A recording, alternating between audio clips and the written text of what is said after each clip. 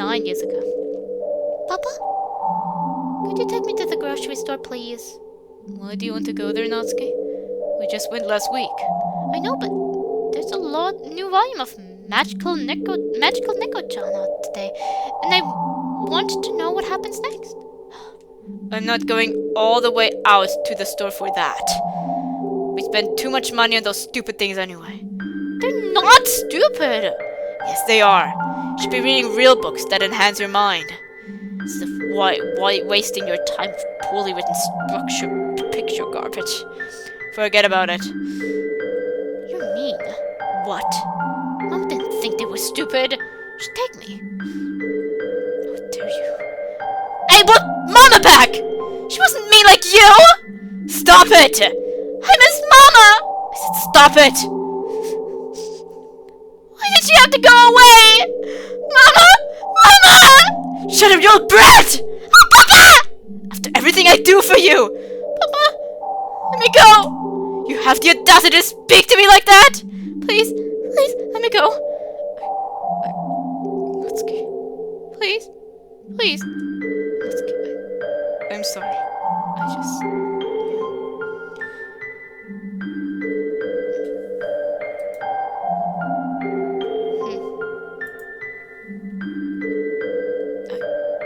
I think it would be best for both of us if we didn't talk about Mom anymore.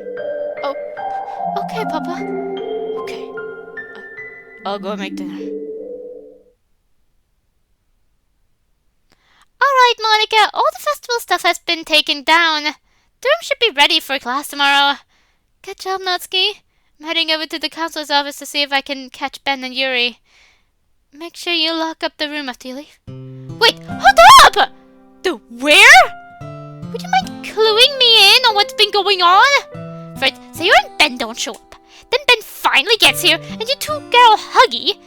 Then Yuri freaks out and runs off stage while Ben runs after her. Now you're telling me that the two of them are in the counselor's office? There's obviously something going on that nobody has bothered to tell me about.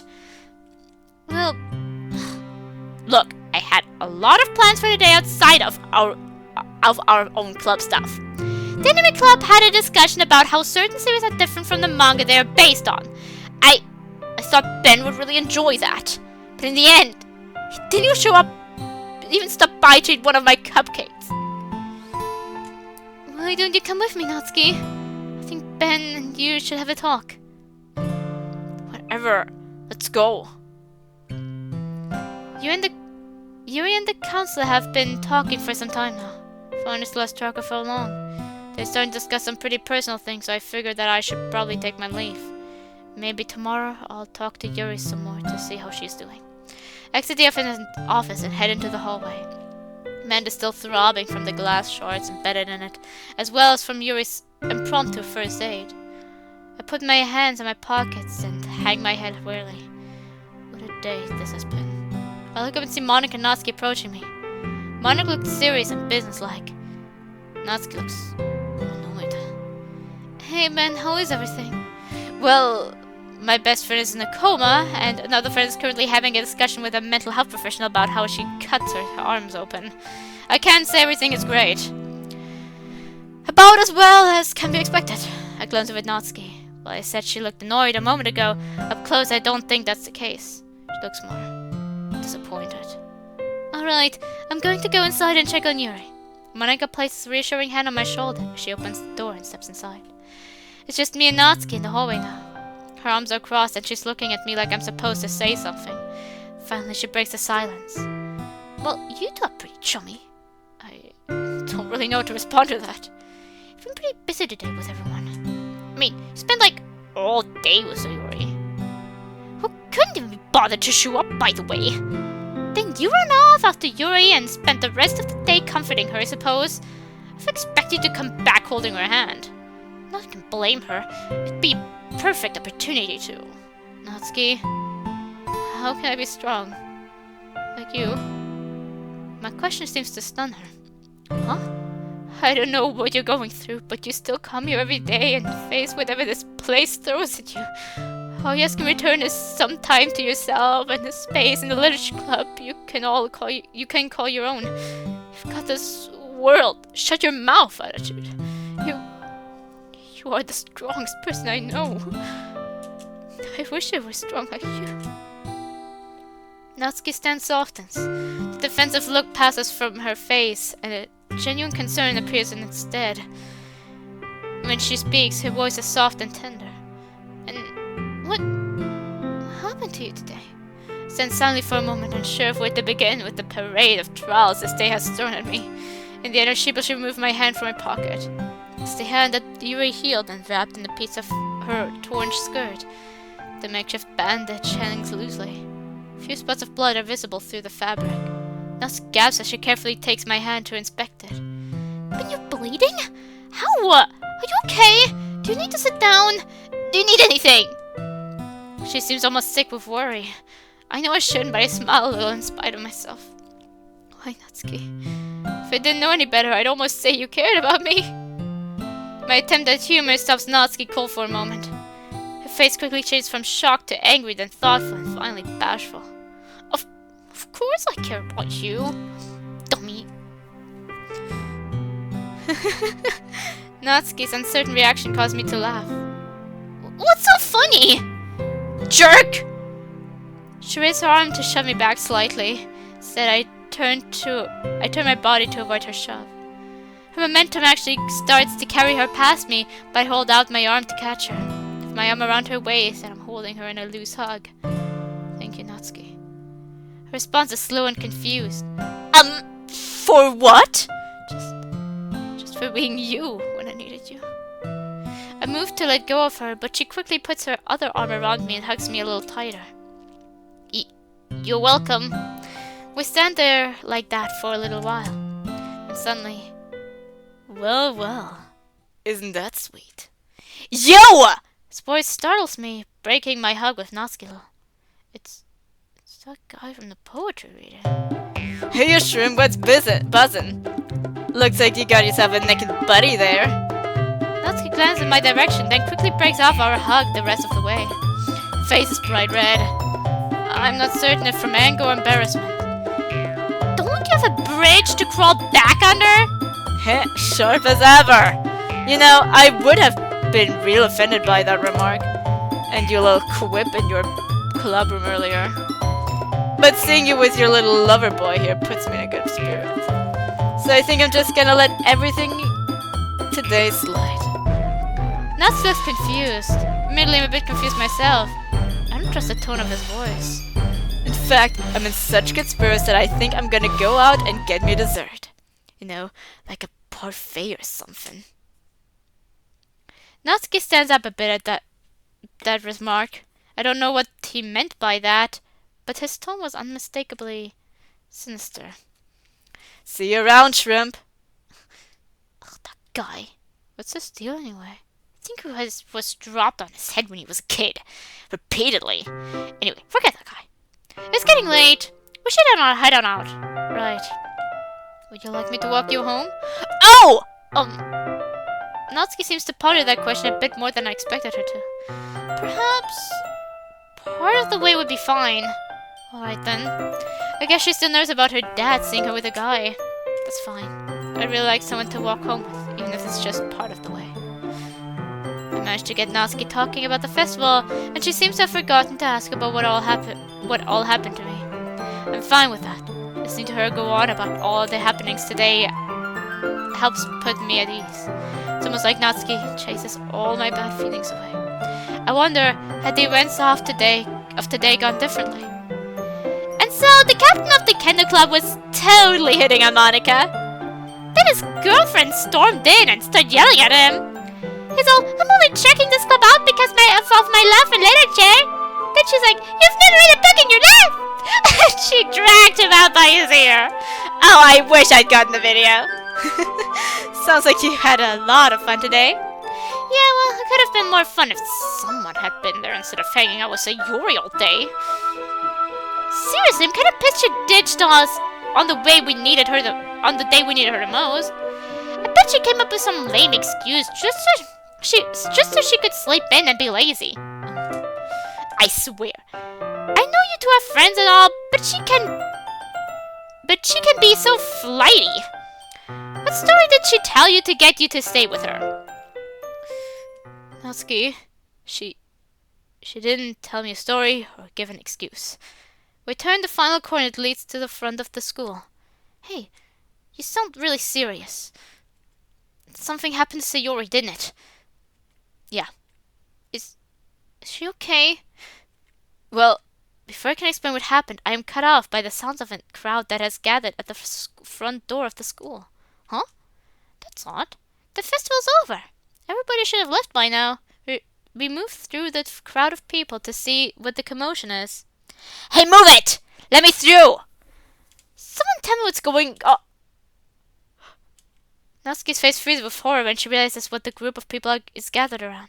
Just in front of the school doors are 2 large boxes full of manga. It takes me only a moment to realize that these are Natsuki's boxes from the clubroom closet. As if there was any doubt, her name is written on the side of them in her handwriting. Scrawled on her name on each box are the words "free manga" in someone else's handwriting. The group of people gathered around the boxes are passing on to volumes of manga and inspecting them. Look at this stuff. It's not even good. I know, right? It's a bunch of kid fluff and trash like that. Puffy girls. My kid sister reads that. Who's this Natsuki anyway? She's that shotgun in that literature club. The one with pink bows in her hair? Figures she'd like little kid stuff like this. Hey, maybe if I read this, I'll learn how to cook. Who wants some desserts?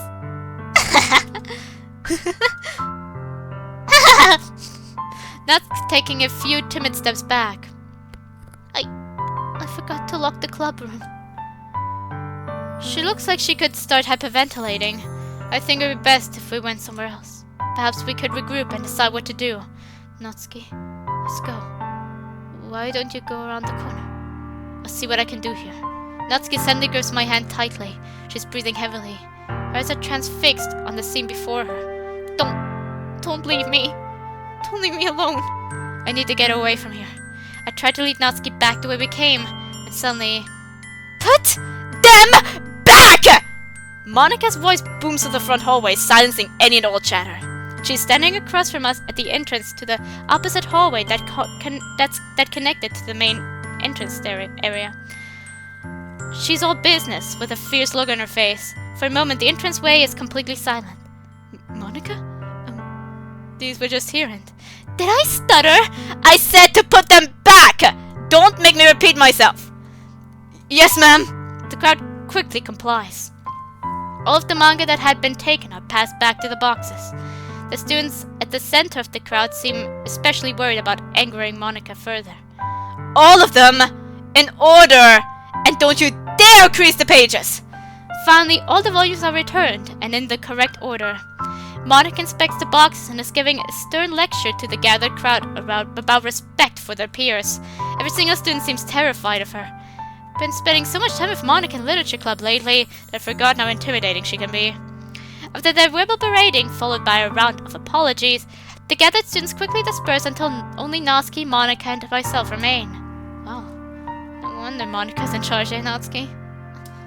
Natsuki looks like she's on the verge of tears. She again timidly steps back once and twice. Then she turns and runs down the hallway as she stifles in a sob. Natsuki! I'm too stunned to go after her. I turn to Monika, looking for some sort of guidance. Shakes her head and sighs. Come on, Ben, help me move these back to the clubroom. That night, the phone's ringing. Hello? Ben? It's Monika. Yeah, I know. What time is it? After midnight. I'm really sorry to call you this late, but I'm worried about Natsuki. I called her house to make sure she was okay after what happened today, but I couldn't get an answer for a long time. Finally, her father answered. I didn't get much out of him, but I learned that Natsuki never came home after school. Ben, I'm really worried about her. Do you have any idea which she could be? Yeah, I have an idea. I'm heading to the school. If you don't hear from me within the hour, call the police. All right. Please be careful. I will. Click. Really roll out of bed and start getting dressed. I want nothing more than sleep after everything that has happened today, but apparently that isn't in the cards. After I get my clothes on, I take a moment to steady myself on the frame of my bed. I just need a moment to completely wake up before I make my way to the school. I keep hoping that I'm actually asleep. Perhaps if I try hard enough, I can jolt myself awake and everything that happened today will have turned out to be some kind of dream. Nothing. I figured it was too good to be true. I'm still trying to process it all. This means that Sayori is still in her hospital bed between life and death, and I'm powerless to do anything about it. And now Natsuki is missing. Come to my senses a little more. I'm pretty sure I know where she is. Even though my parents are still pretty worn out from their trip this last weekend, I'm sure it'd wake them up if I went down the stairs, to open up my bedroom window and sneak out the side of my house. I begin my walk to my neighborhood toward the school. Even though I walk this way every day, the night sky makes everything look a little more sinister. I know this is a pretty safe neighborhood, but I keep imagining danger behind every shadow. I must be crazy. As I walk, the thought occurs to me that this isn't the third time in 24 hours that I've taken this path. And Sayori hasn't been with me for a single trip today. Thought makes my heart sink. Sayori, she's so full of life. The thought of her lying motionless in that hospital bed almost seems obscene. I fight to push Sayori out of my mind. I can't do anything for her now. But maybe, just maybe, I can do something for Natsuki. I finally arrive at the school. I stand in front of the closed gate, mentally preparing myself for what I'm about to do. I start to climb the fence using some nearby trash cans to boost myself up. I'm not exactly the most in shape individual, and the process takes more out of me than I care to admit. However, I'm successful in climbing over the fence. I take just a moment to catch my breath. I must have seen this done in 100 anime episodes, but it's a lot harder to do in real life. If my heart stops racing, I try the front door. It's locked, to nobody's surprise, I'm sure. I start to feel around the windows to see to the various classrooms on the outside part of the school. Eventually, my patience is rewarded as I find one window that hasn't been locked. Open it up and climb inside. The inside of the school at night is even darker than my neighborhood. The deep shadows and concealed corners make the whole building feel foreboding. I expect something to jump out at me from some dark corner somewhere. Still, I soldier on. I make my way to the door I saw Natsuki enter lunch the other day. Inside is the ladder to the roof. I take a deep breath and climb.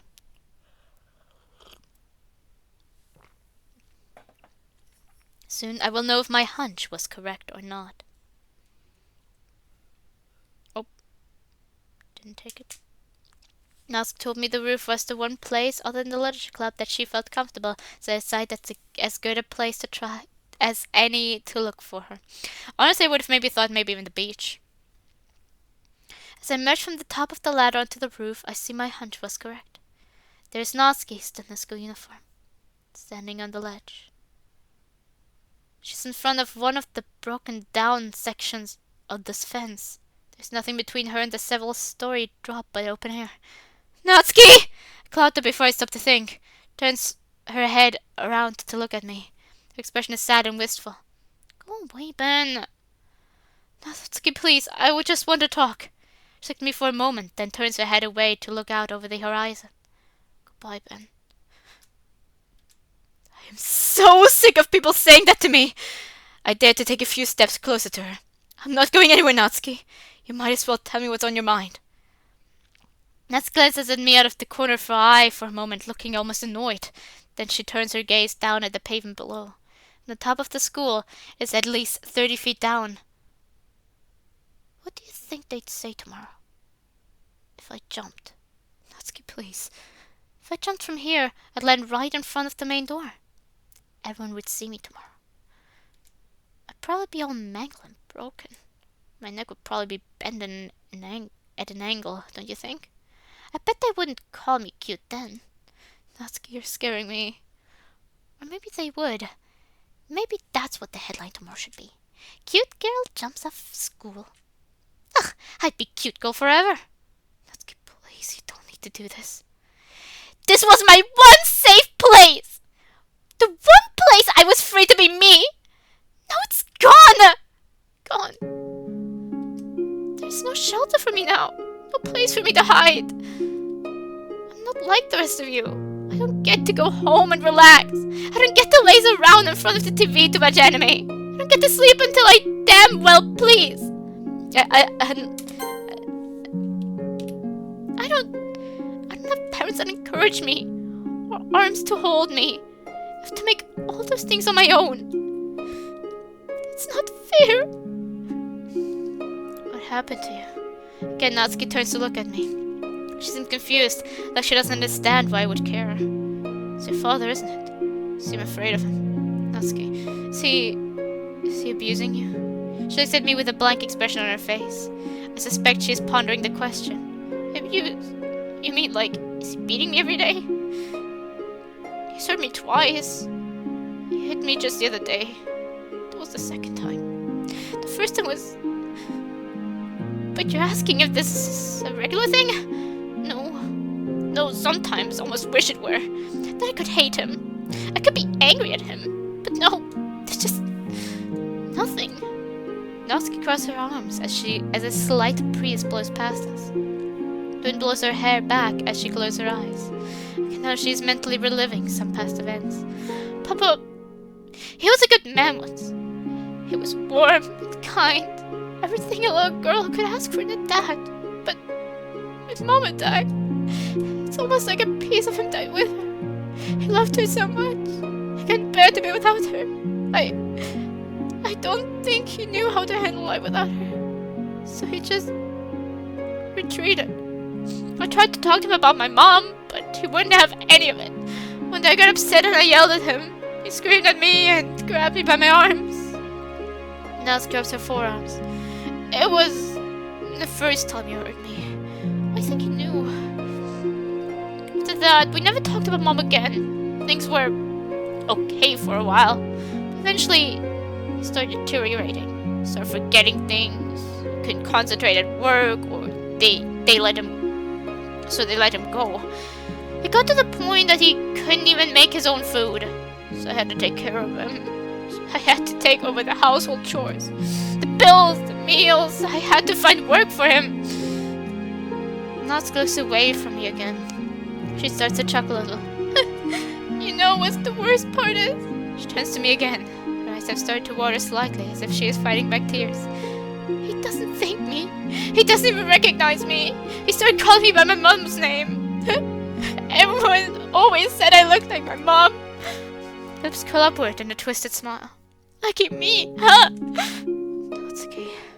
She wipes her eyes and continues with a half-hearted laugh. I never expected I'd be replacing my mom someday. Isn't that something? I was 7 years old, Ben. I was 7 years old! I was scared and lonely and I needed him. I needed him to hold me and tell me it would be alright. But he didn't. I needed him and he wasn't there. And he hasn't been there since. I can't remember the last time he held me.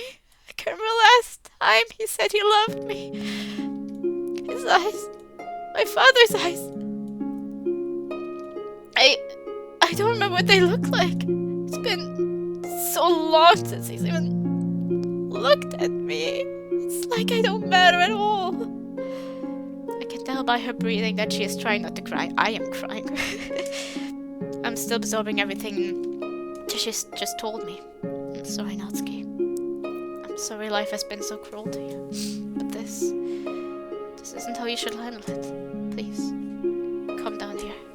Natsuki snaps her head back to face me.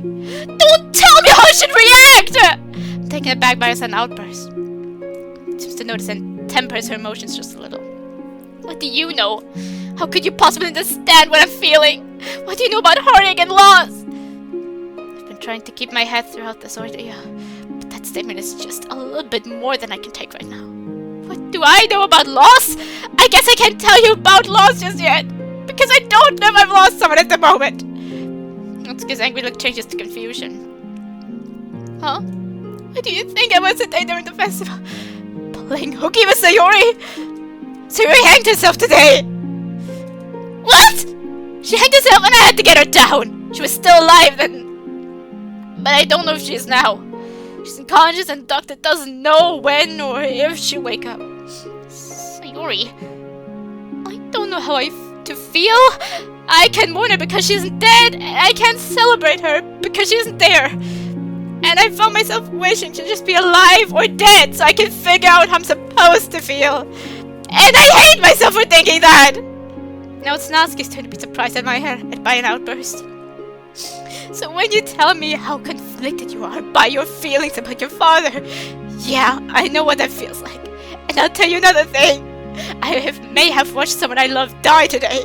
I won't do it again. I'll jump off that ledge myself before I watch you do it. So please, if you won't come down for yourself. I raise my hand towards Natsuki. Do it for me. Natsuki looks at my outstretched hand for a moment. Her face is a mass of emotions that I can't read. Finally, she slowly reaches out toward my hand. She takes it in hers and carefully steps down off the ledge. We both step away from the edge of the rooftop as I take her other hand in mine. For a moment, we just stand there, looking at each other in the darkness. Another gust of wind passes us, blowing her hair back. I can read several emotions on her face. Sadness, fear, anger. But behind all that, I can almost detect a hint of hope. I continue to hold Natsuki's hands as I look in her eyes. I want a better life for you, Natsuki. I want you to be safe and loved. I care about you. You matter to me. Natsuki opens her mouth to say something. Then she clenches her teeth.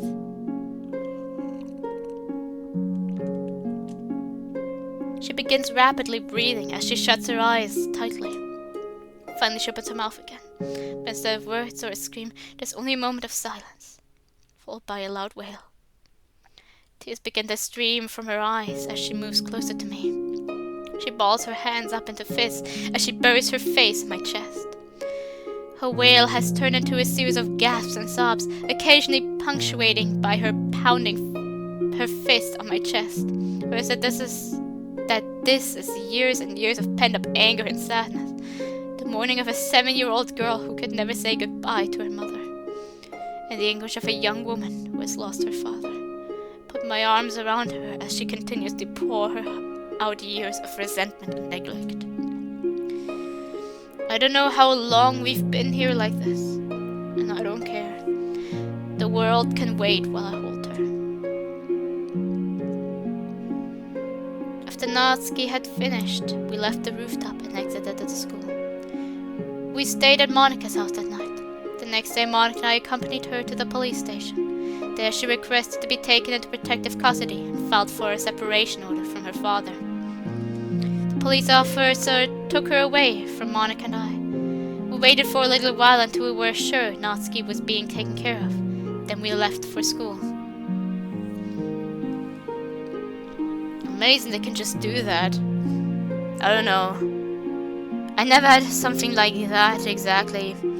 But some of my friends went to the police and were like, our mother is heavily abusive, and another one as well with the mother. And they didn't take them seriously at all. And the support group, when I first heard about it, was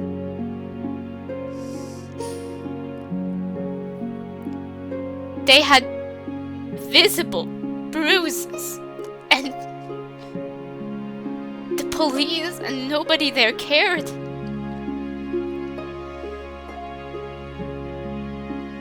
And the other one was begging, like, it happened with, he wanted to stay with his father, but they just tried very heavily that he stays with his mother. And he did, and then he ran away, of course, because he just couldn't stay with her. I don't know. And a part of me just kind of wonders, is it really a thing of father and mother? Were the police officers acting like that because they were accusing their mother?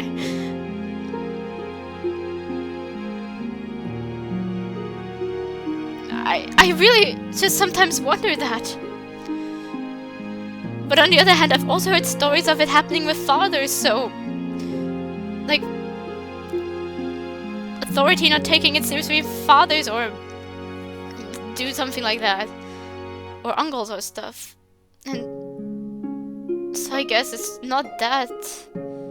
I just wonder, is it really that likely? Is it a half thing? Is it? It shouldn't be it should.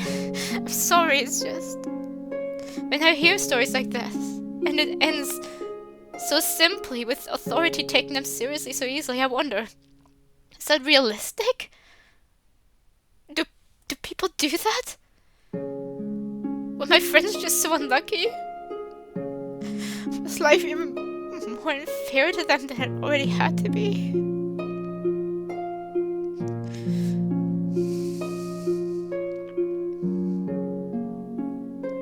No, they don't want me to say that. Not as in, I have to ask if you see the scene, then you'll know that they allowed me to say this. What I mean is, they don't want me to say this unfair because they've been blessed with things that other people weren't kind enough to have. But it's like, who cares? It still sucks.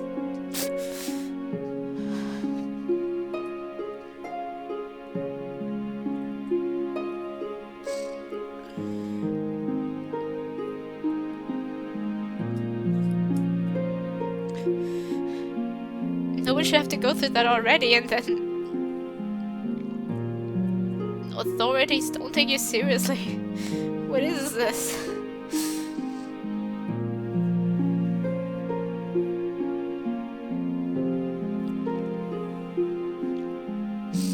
Maybe I also relate a tiny bit to Natsuki. I don't know. I was never like that exactly. Parents are divorced and I stayed with my mother for a long time. For many years I had like switching my weekends. I would spend one weekend with my mother and the next with my father. And then he did some shit, nothing physical, but I told us about it and I was given the opportunity to leave too, so. But once again, this is the father, then again I'm left wondering once more, is it a mother-father thing?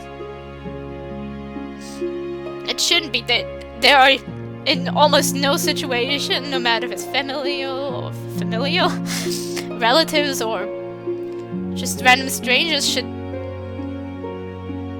any gender matter in the sense of how people respond to it. I'll be honest, every time I hear stories like that, I just wonder, is it... Yeah, was it really just that life just had to be even more unfair to my friends? Or is there in fact, is authority in fact more likely to take it seriously when it's fathers? I don't know.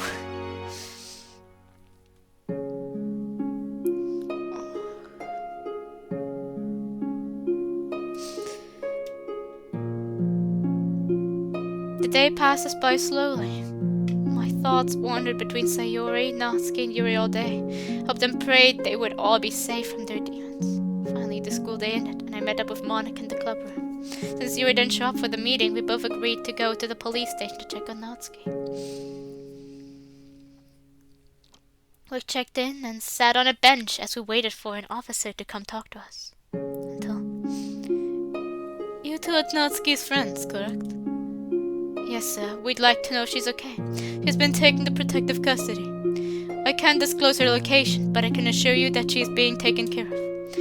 We sent an officer to her home early today to assess the situation. Based on what I've been told, Natsuki will most likely be moved from her home to live with a relative. I see. Sir, can you tell us how her father reacted? I probably shouldn't disclose this, but the officer I dispatched did converse with her father. Apparently her father was confused and barely responsive. He didn't appear to understand what was happening. He also kept asking for someone named Haruka.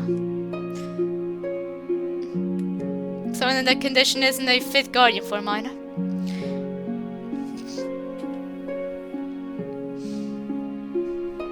Sorry, I just thought of my friend again. Uh, I, I, I won't talk about that part. I won't. Let's just say even that reminded me of something.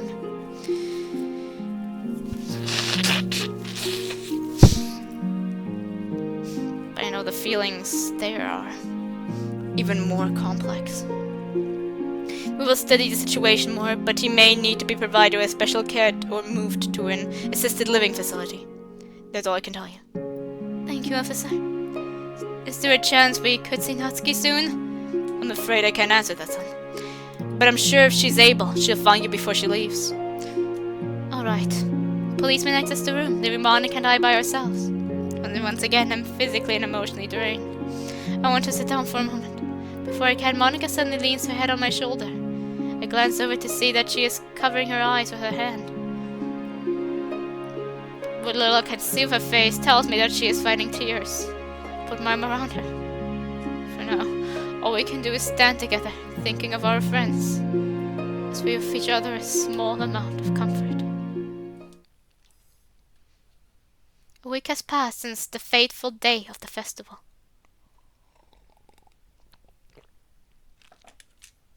It's no surprise considering the disaster that they brought, but nobody new joined the literature club. I have a feeling we may have become social pariahs. You informed Monica that she will be taking a short leave to focus on her counseling sessions. I want to talk to her about what happened that day, but I figure Yuri needs to focus on herself for a while. I visit Sayori every chance I get.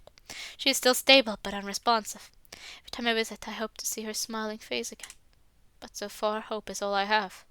Neither Monica nor I have heard from Natsuki since we left the police station that day. Received no news about her or her father. Our club meetings have become a quiet affair, with only Monica and I there. I can tell this is all weighing heavily on her.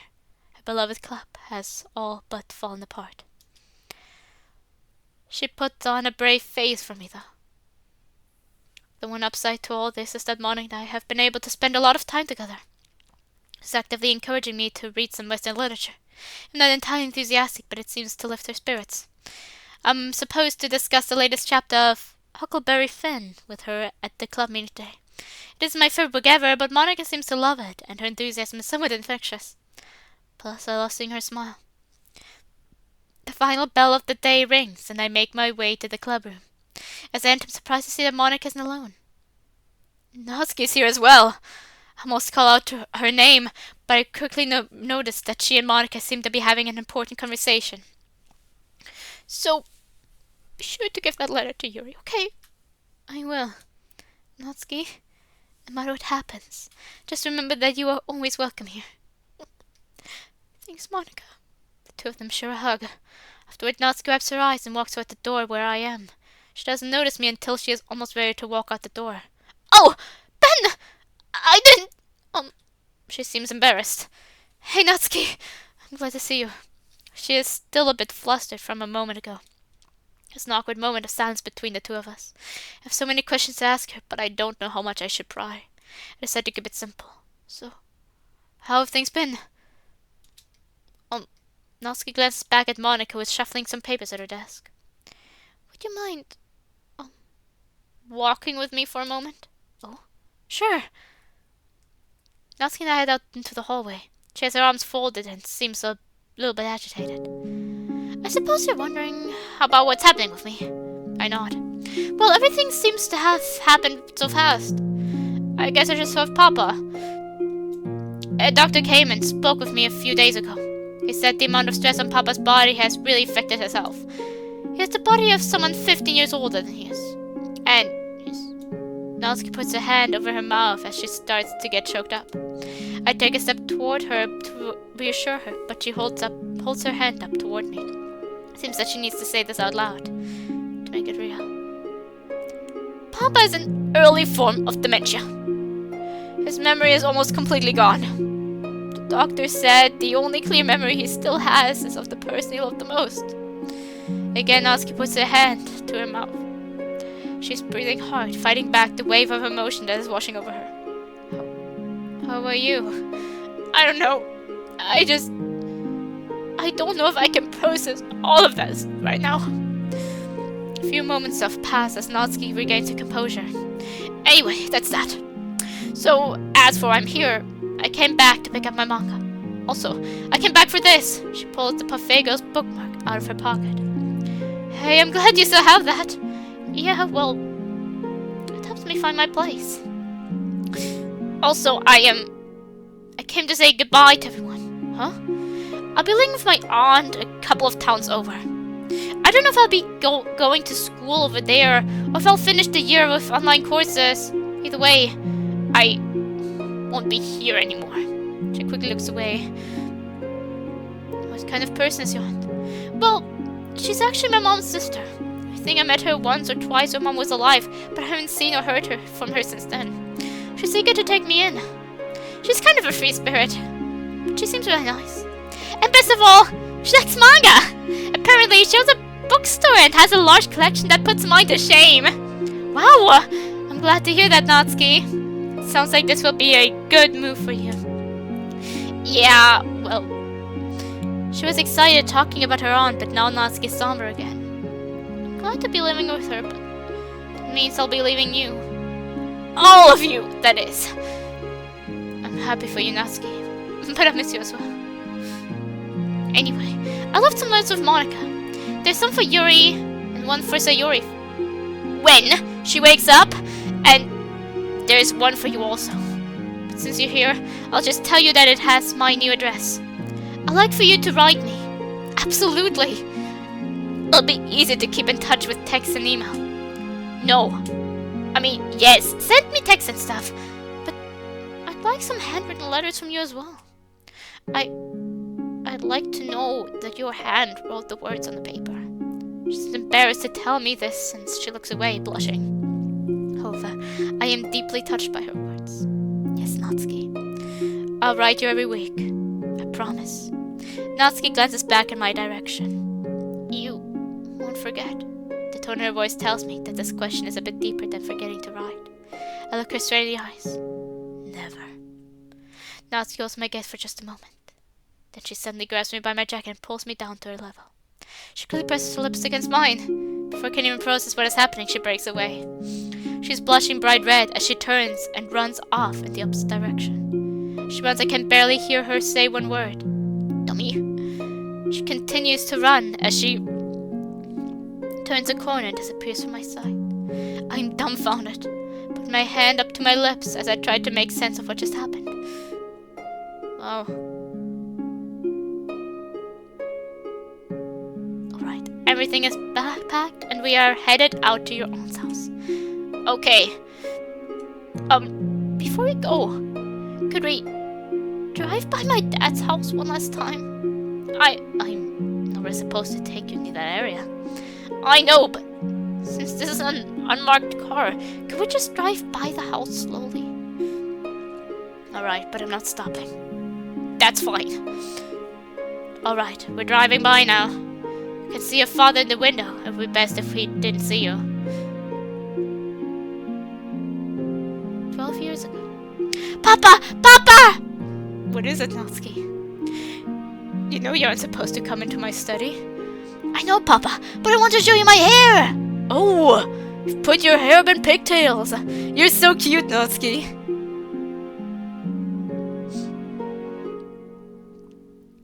Papa, you always say I'm cute! Well, that's because you are, Natsuki. Oh, Papa! Papa? Yes, dear? You always say I'm cute? Yes, Natsuki.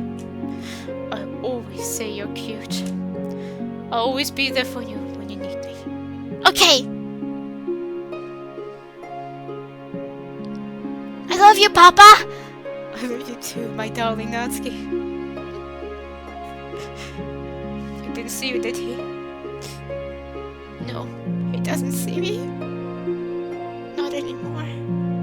Alright then. We're heading out now. Goodbye, Papa.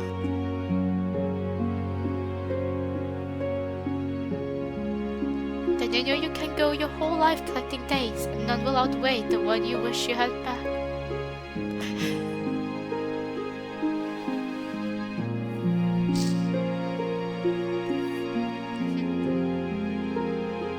So 3,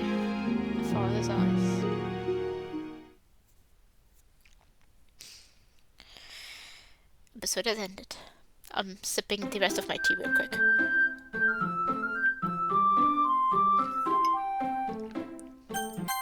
I'm quickly going through all of them fast paced to see if I can get credits from that.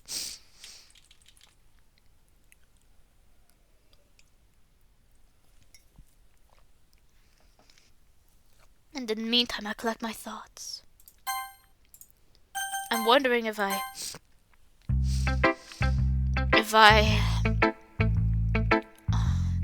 The problem with my rating is I did really restrict myself. I want to rate accuracy to canon because it's important to me. I've spent so much time analyzing the characters. And every time I notice there's something off, as in like a bit more off than usual, then it weighs me down a lot.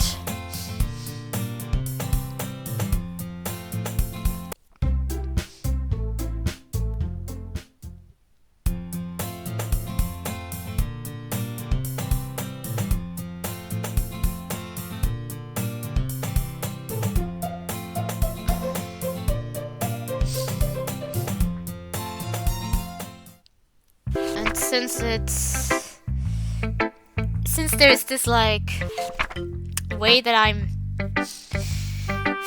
Wait a second, I need to use the tissue again.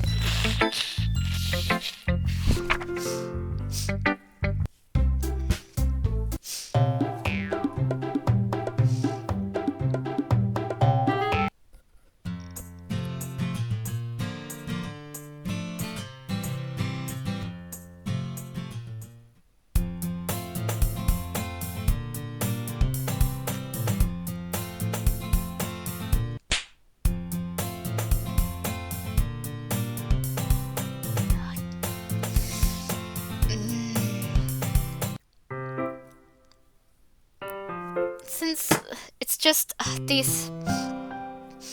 the character writing has like importance to me because of what it means to me. But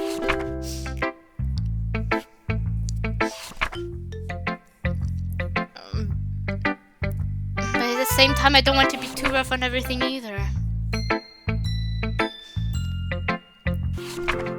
And I don't just... It probably would be easier in cases like these if I could just...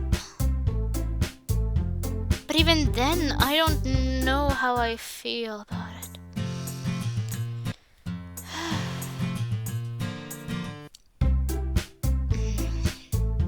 I suppose...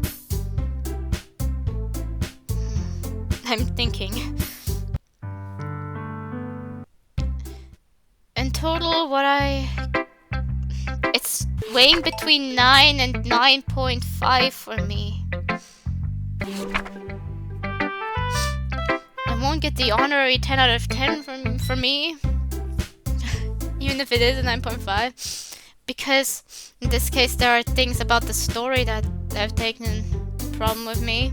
Whereas the other one where I gave the honorary 10 out of 10, it was really more of a character thing. Whereas here there's also just the feeling that there are parts on the story. Maybe it would make things easy if I rated each episode. Because I know for sure that Sayori's is a 10 out of 10 for me. On all regards, the only thing that's really a bit awkward is Sayori saying that Monica was the one who yelled at her, but that Monica was the one who yelled at Yuri for bringing the wine, and so I was interested to try it. I like that each and every episode has their own little sad musics. And see if I can find credits somewhere else otherwise. You see but I don't want to remove points for one small figure. I've also been thinking maybe it's trying to present something being different about Monica, like being more into the club as well, taking the club more into her own hands, whereas she didn't in the original game because she was struggling there. So I won't reduce any point from that for that, exactly. So 10 out of 10 for that for me. On all regards.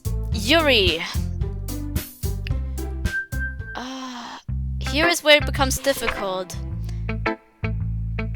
Yuri is a bit out of character. It's once again putting so much emphasis on she started cutting herself to deal with her social anxiety. Not necessarily. The raccoon poems imply something else. The strong emotions in general. The strong emotions in general part of it. It gets undermined again due to that. I also feel like Yuri's a bit out of character in the way that she's acting. She already had like the obsessive and possessive a bit in Act 1, but not as extreme. And I feel like it's also a bit more extreme than it should be in this mod. Not by severely, we've seen what severely is like, but certainly noticeable for me.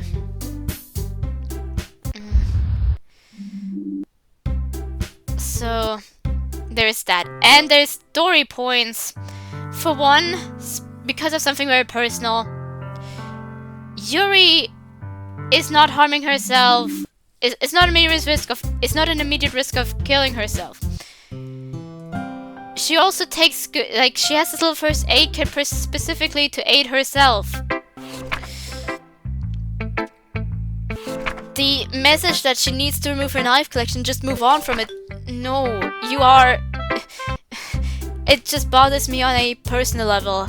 And 10 out of 10 ratings are also always, I think, even with like books that aren't like mods, there's like fanfiction, like even with like books that are written as their own, there is a level of subjectivity when you rate something a 10 out of 10. And I think this is the part what bothers me. Like with Sayori, it's like, actually, maybe some people actually can close their eyes when hanging. It hasn't happened to my friends, but my friends are only that many people. And with the knife thing, it's not just my friends. I've also done some research online, and there are also other people saying that keeping the knife collection is a bit of a bad idea.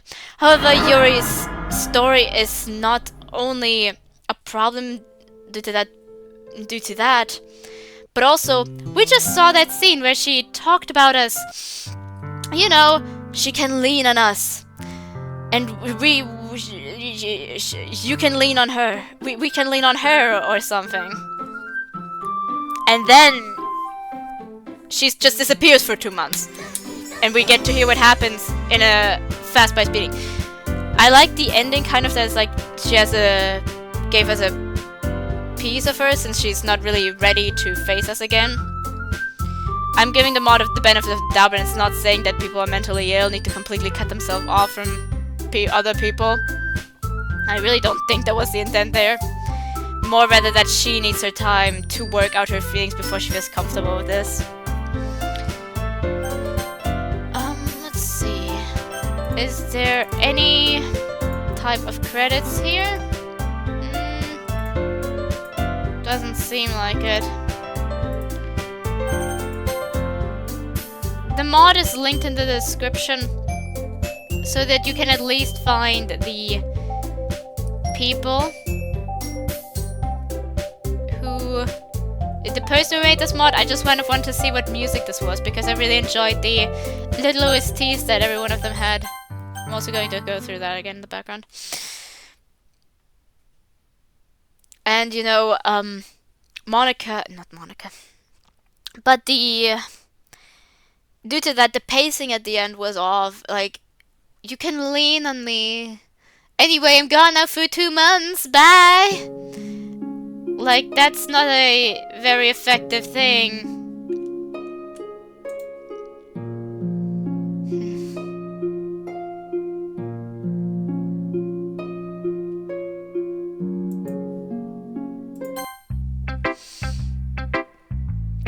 Natsuki's, I would almost give it 10 out of 10, but I feel like it undermined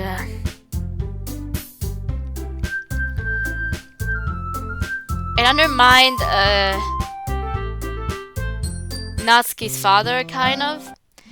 Like, I'm not saying that what he did isn't wrong just because it isn't the worst thing ever.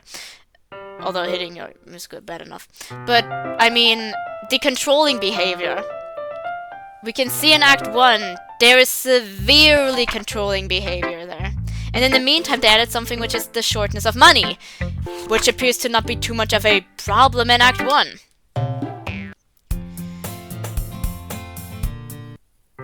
Like, in Act 2, it appears to really just be because of the father, and outside of that, it appears to not be the case. I liked it a lot, what they did with the father here, but I feel like they would have need to have a bit more of her controlling behavior. His controlling behavior for us to understand how it's going. So, here's the problem. There are small problems in storytelling. Well, I do think the thing with Yuri, not the one with the self-harm, that's a bit more me, but like, the way it's like, you can lean on me. Oh, there was also something other small. Something small on both writing and accuracy to canon. I can't talk in front of strangers, said the girl who later on says, as she does in the canon game, that she has no problem talking in front of strangers. It's only weird if she's talking in front of her friends. Then that makes it feel weird. The problem is, they're all more on the small side.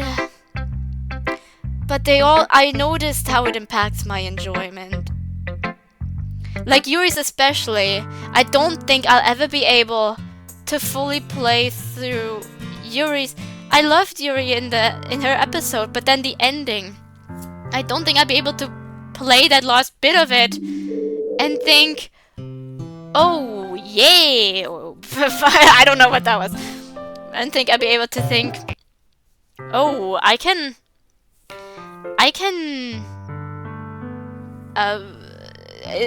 think I can fully enjoy the episode to the best extent.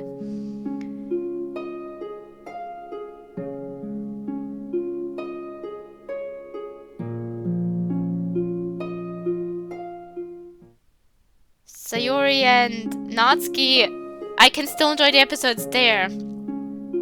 A lot.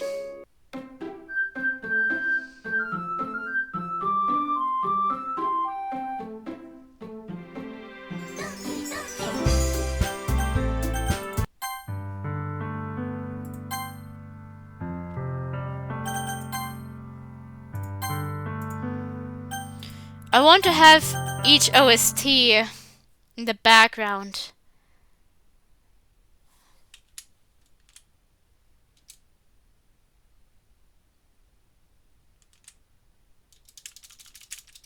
Did Sayori already have an OST?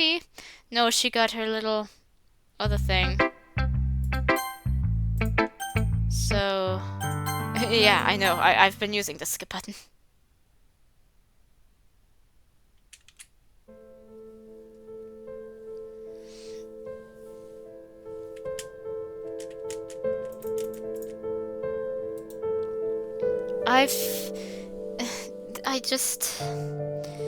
Due to that, I'm kind of in a tough spot in my review.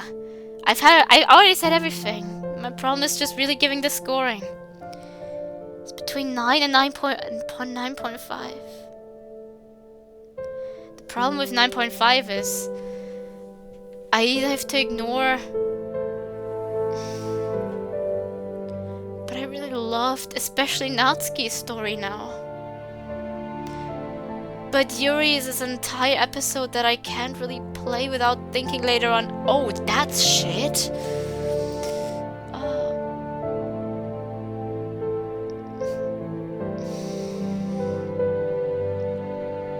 But I don't want to be too harsh on the storytelling either. But the things that are out of character were not that severe. Nor did it drag on for so long. The music makes it seem like I'm having such a dramatic breakdown of my thoughts. The difficulties. We've seen such horrible lives as these girls, and here I am. The difficulties. Well, the difficulties of my ratings. The other stories I've given a 9.5. I'm thinking about those. And the other one I've given a 9 out of. One of those of 9.5. Thinking back, it would have been better as a 9 too. Storytelling wise. Simply preference wise. Simply for some other reasons. The honorary 10 out of 10 remains the honorary 10 out of 10. But that's that. I could give it a 9 out of 9.5 out of 10. And the honorary 10 out of 10 because that one the Salvation remake is the one I keep talking about with the honorary 10 out of 10 because the problem really was only Monica and it dragged down a few scenes, like the characterization of Monica, but it was still such a good mod.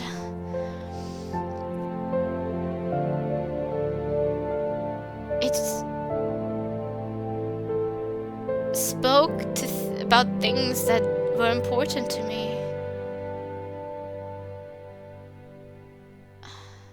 Oh, by the way, Monica characterization perfectly fine. Very good. They didn't really have any image of what she was supposed to be like. There were no side stories. I checked. The Natsuki episode was released before the side stories. But no, even if it was, I think it'd be perfect description because it's like not the side story universe, but Monica still isn't self-aware. And they still picked up on the fact that it's supposed to be a space where people are supposed to be safe for them. Supposed to feel safe. And everyone can be themselves. And so yeah, Monica's very good. I don't think it reaches I don't really want to compare mods, but it's really important to me right now because I want to decide, can I give this a 9.5?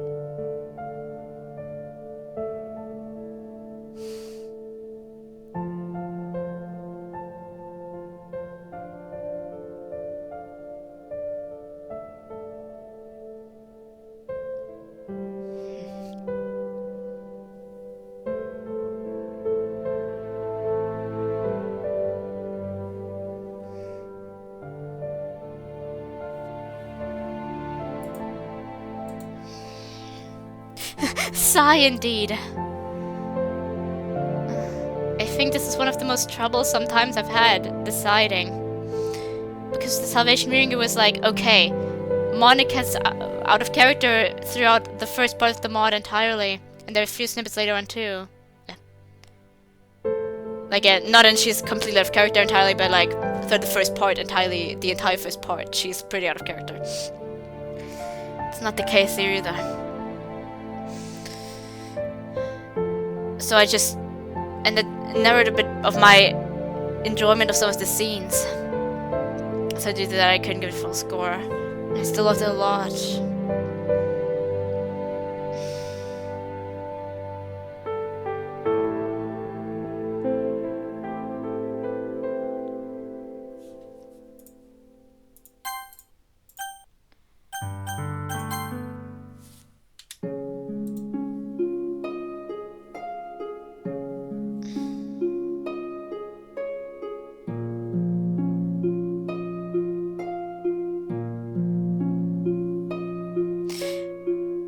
I'm giving it 9.5 out of 10. Just, I don't want to be too harsh on it. The things that were out of character were, I think this is the one which was one of the most in character I've ever seen. It was still pretty long and still managed to be that much in character. Salvation Remake did that kind of too, but Monica's a bit out of character for the first act, I think it was. I'm not going to spoil any further than that. Though she was still very good characterized, that's what pained me to reduce her a bit. But I think the problems here were not even kind of weaker, like the interpretation of Natsuki's father and everything.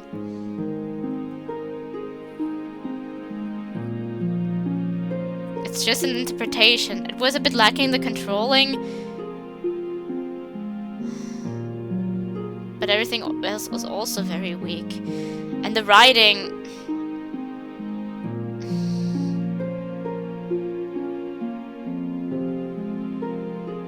that's where my problem stems from, I see.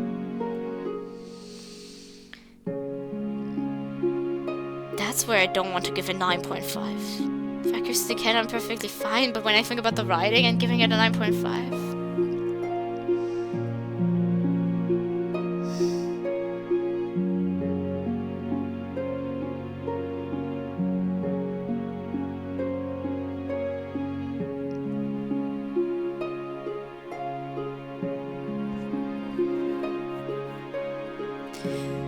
Just know that I swayed a bit.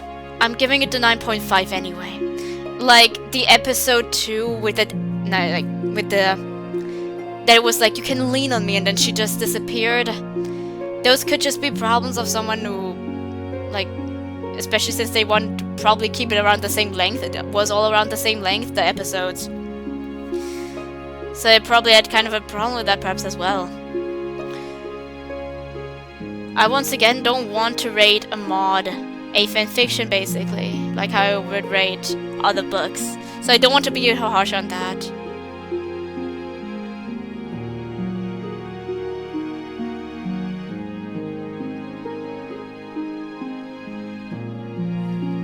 That one inconvenience I can also chuck into the wind. It's not an honorary 10 out of 10. That goes for now only to Salvation Remake, because the story there was also very great. Here it is an unusual 9.5. It's almost there, it's so close.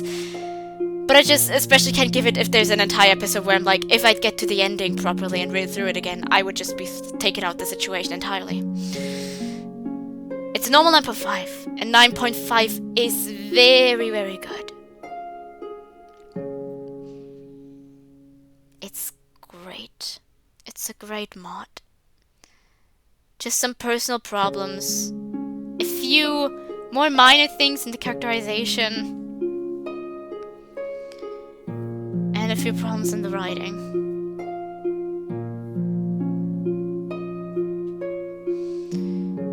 Even so, it awoke the emotions it wanted me to feel. It did very good with that. And I could also feel the passion for the characters as well. And that's one of the most important things. So yeah. 9 out of 10. 9 out of 10. 9.5 out of 10. In each category, I'm going to give myself a few things where I can backpedal, because otherwise we'd sit here forever and it's getting late and I haven't eaten yet. Because I just never figure out how to do it properly. It's my ratings. If I decide to bend the rules a little bit, then so be it. It's a 9.5 out of 10. And yeah, for credits, kind of check out the description so you can see the mod, who created the mod. And we had some time now, so I can look up the music. So I can look it up for myself later. Yeah. That's all there is. If there ever is going to be a Monarch episode, I'll play it. And maybe it will balance so many things of the writing that I'll give it a score where I can feel more confident about it.